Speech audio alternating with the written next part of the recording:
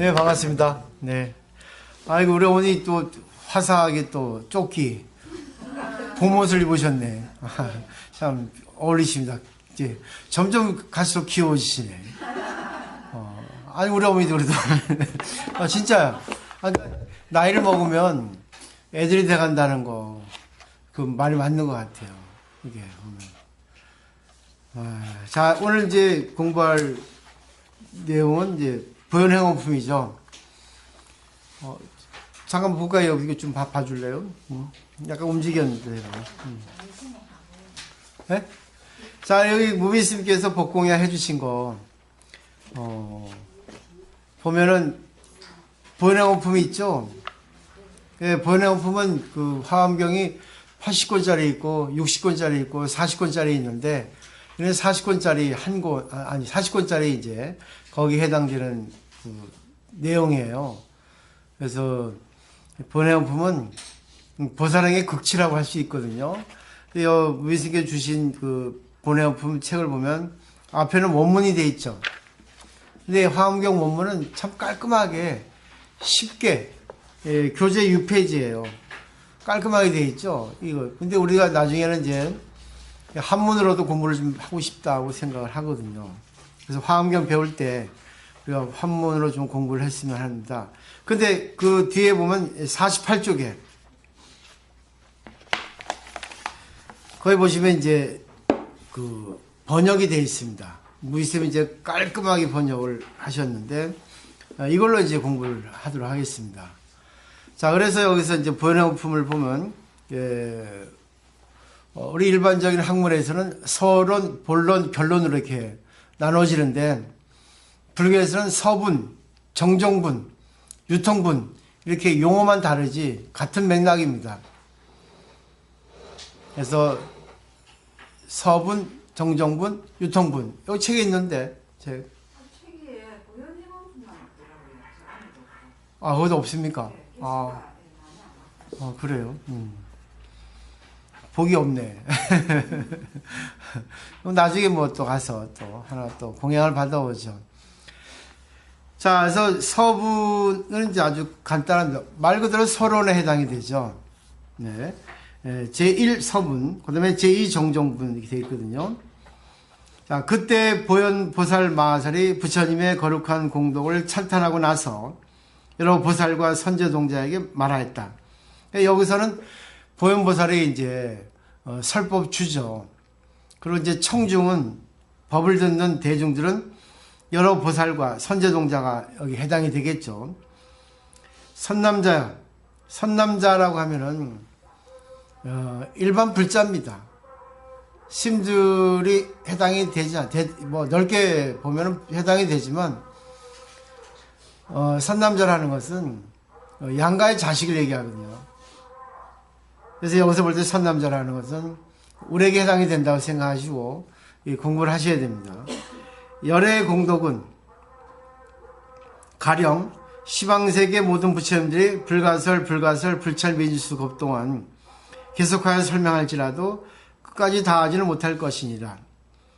만일 그와 같은 공덕을 성취하려면 마땅히 10가지 크나큰 행원을 닦아야 하느니라.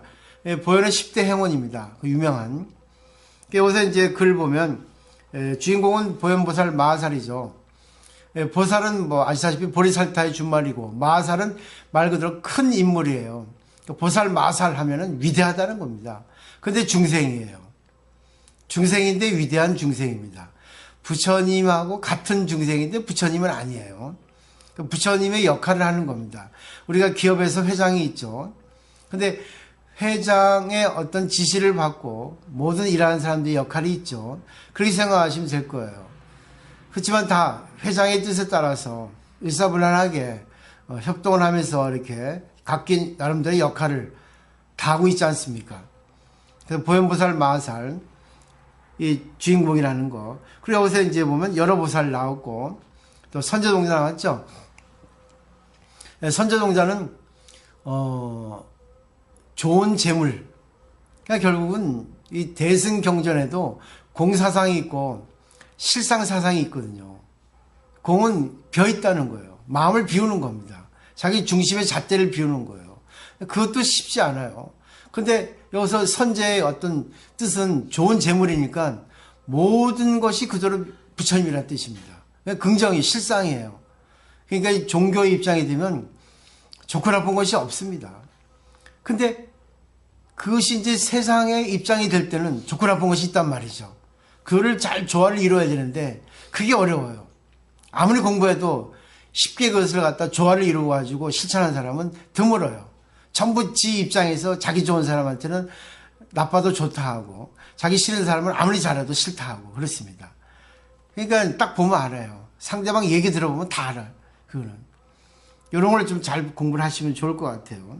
그래서 우리가 이제 선제 동자도 될 수 있고 또 수보리 같은 위대한 공의 어떤 인물도 될 수 있습니다. 여기서 동자라고 하는 것은 애들이 아니에요. 순수한 마음의 소유자입니다. 청춘입니다.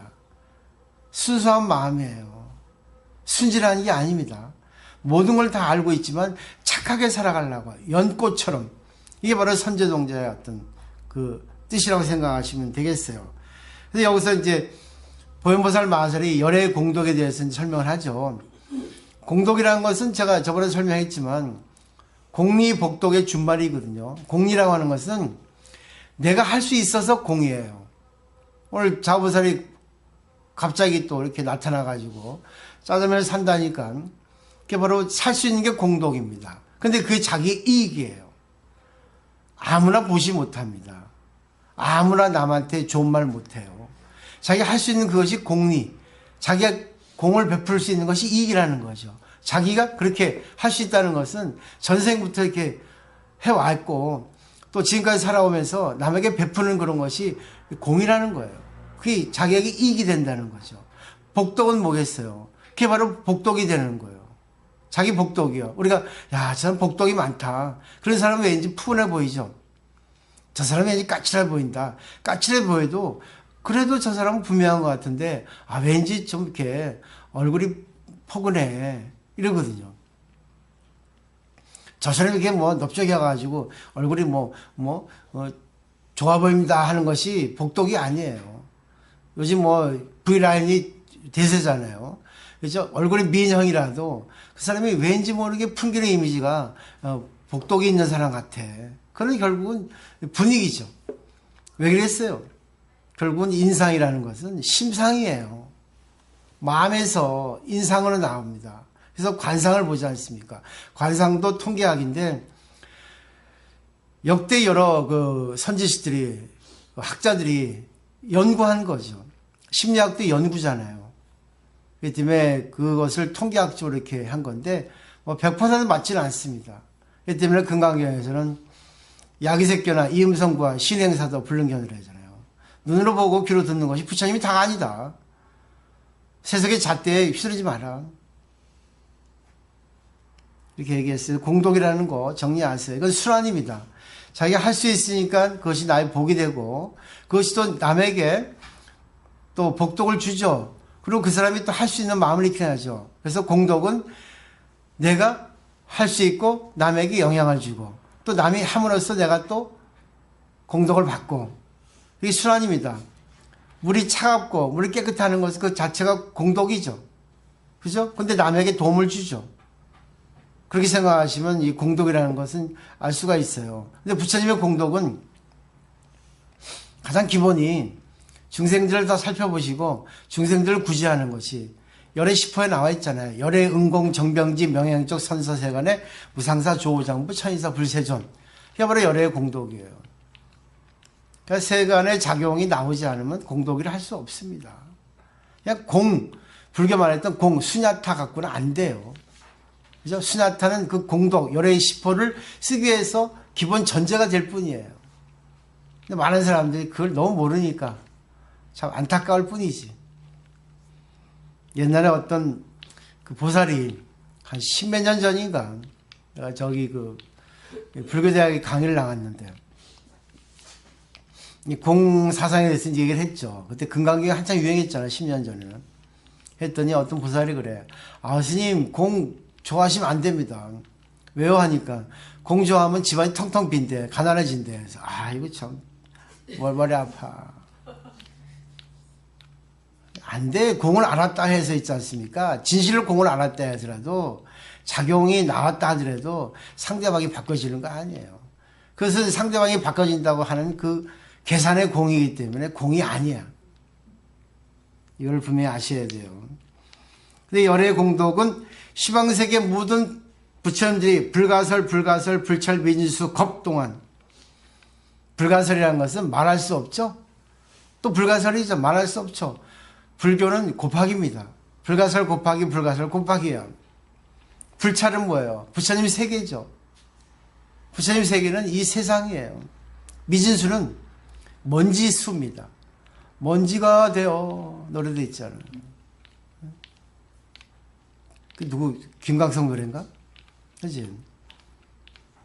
리메이크 해가지고 또 뭐 부르잖아요. 먼지가 되어 노래 좋습니다. 다음 여행 때는 이제 저기 지경보살 부르면 좋겠다. 그리고 겁이라는 것도 깔파의 그 음표 문자인데 음역인데 긴 시간이에요. 그럼 다 곱해보세요. 인도에서는 영원이라는 것을 이렇게 장황하게 씁니다. 왜? 영원이라는 것을 실감나게 해주려고 이렇게 불가설, 불찰설, 불찰, 미진수 이렇게 겁 동안 계속해서 설명할지라도 이게 영원히 할 수 없다는 거예요. 그러니까 부처님은 우주란 얘기예요. 여기서 볼 때. 끝까지 다 하지 못할 거라고 돼 있죠. 말과 같은 공덕을 성취하려면 답이 나오죠. 말만 하면 안 됩니다. 답을 내야지. 10가지 큰 공덕을 닦아야 한다. 실천해야 한다는 거예요. 결국 뭐예요? 남하고 나하고 관계를 잘하라는 얘기입니다. 있잖아. 무조건 얘기하면 안 돼요. 무조건 얘기하는 거는 무책임이에요. 대안이 있어야 돼. 답이 있어야 돼. 답 없는 말은 하면 안 됩니다. 오늘 또 자보살 짜장면 무턱지고 샀는데 내가 채 주겠는데 짜장면 먹겠어. 그죠? 근데 그건 내가 예를 들어서 얘기한 거고. 그건 내 탓이죠. 누구 탓이겠어. 그러니까 어떤 얘기를 할 때도 항상 대안이 있어야 돼. 답이 있어야 돼. 이걸 잘 보세요. 자, 이래서 오늘의 그 주인공은 보현보살이니까, 보현보살에 대해서 좀 공부를 하는데, 오늘 프린트를 좀 준비했어요. 프린트를 준비했는데, 오늘 제가 좀